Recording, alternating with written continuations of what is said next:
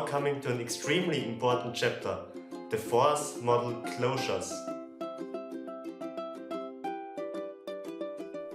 Welcome to this part of the MOOC, which will discuss force and torque basics. Let me first explain why we are interested in forces. Well, you have seen before that we are interested in solution of Newton's second law, and these solutions require that we estimate the forces and torques acting on each and every individual particle. Now it is hopefully clear that it is of essential importance to have good estimates for these forces and torques. Let us now consider the overall time-stepping algorithm of a DEM-based simulation.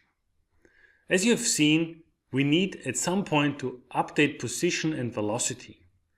In order to do that, we need to calculate the accelerations, and obviously accelerations, as you've seen in the theoretical part, require us to know the forces and the torques, right?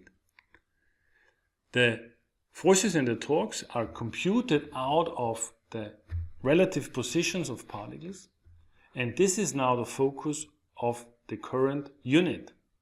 So you see there is kind of a loop over force calculation, calculation of accelerations, then numerical integration to arrive at the new positions and velocities, and then the contact detection to determine the overlap statistics of the particles, and then the force calculation.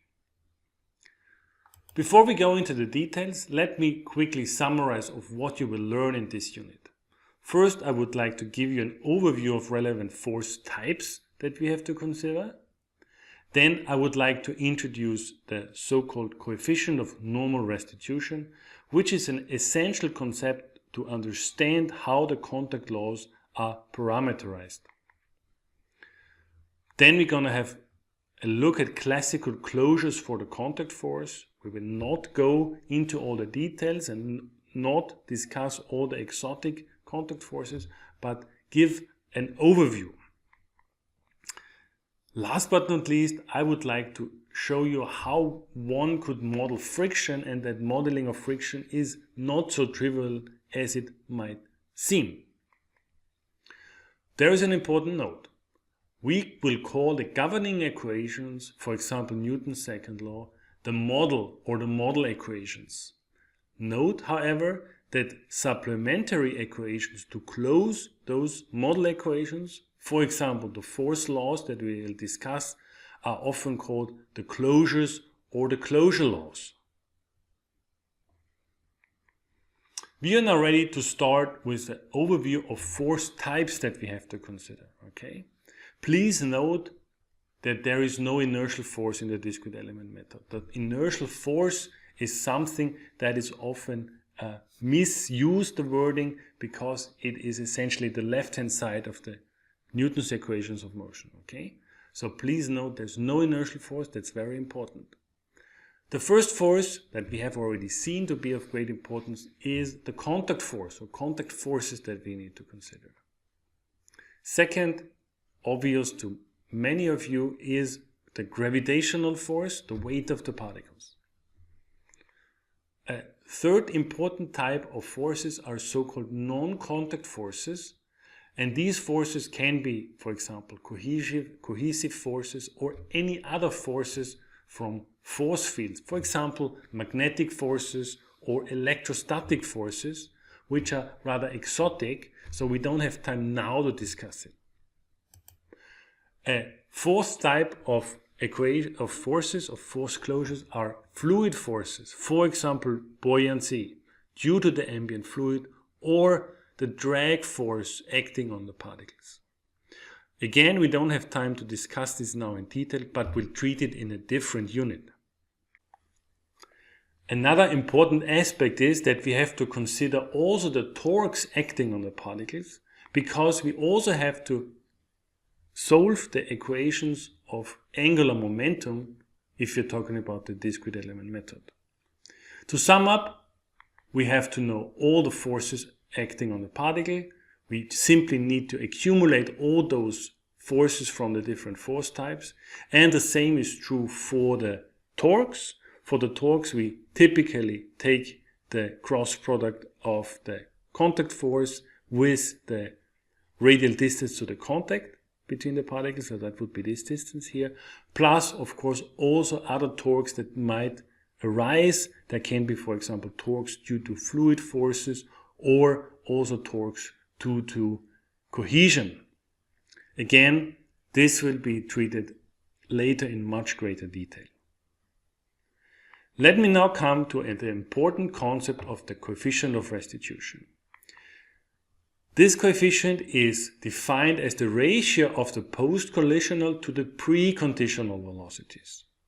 It is proportional to the energy recovery when we drop a particle on a flat surface or if two particles collide.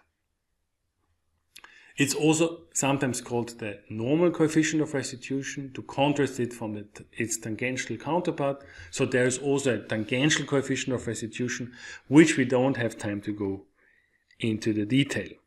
So important aspect is also that this coefficient of restitution ranges between 0 and 1. Well, if it's based on the definition, typical values are between 0.1 and 0.9 for real-world particles.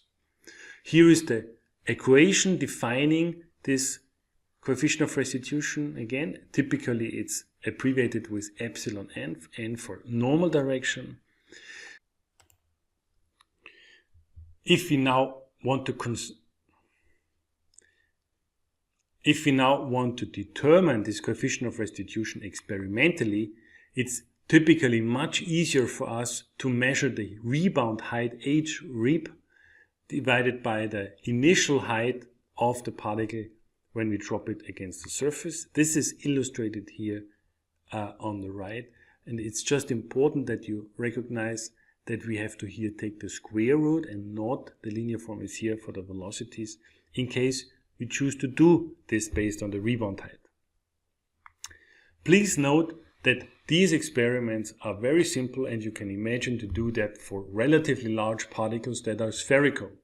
However, if the particles are non-spherical and irregularly shaped, this is not really possible, and that requires one typically to calibrate this coefficient of restitution. More on this will be provided in a separate unit. Now we are ready to really look into the first type of forces, which are the contact forces. For the contact forces, we have to first differentiate between a normal force and a tangential force. And the reason for that is that we need to provide a closure for both of this, and it's much easier when we separate those two forces. The normal force causes only a change of translational motion for spherical particles, and the reason for that is that this force component coincides with the contact normal. In contrast to that, the tangential force, this component here, causes a change of the translational and the rotational motion, and the reason is that it creates a torque on this particle, for example. Note that these simple rules are true only for spheres. If we have non-spherical particles, the contact normal not necessarily goes through the center or the center of mass of the particle, and hence also normal forces can induce rotation. Again, we have shifted these details to a later unit. Important for you is that the contact forces are simulated by multiple simple mechanical elements in the normal and tangential direction. So in both directions we have multiple elements, as you will see later. These elements are springs, for example, to model an elastic force, a dashpot to model dissipation or viscous forces, and finally a frictional slider to model frictional force or the limitation due to friction.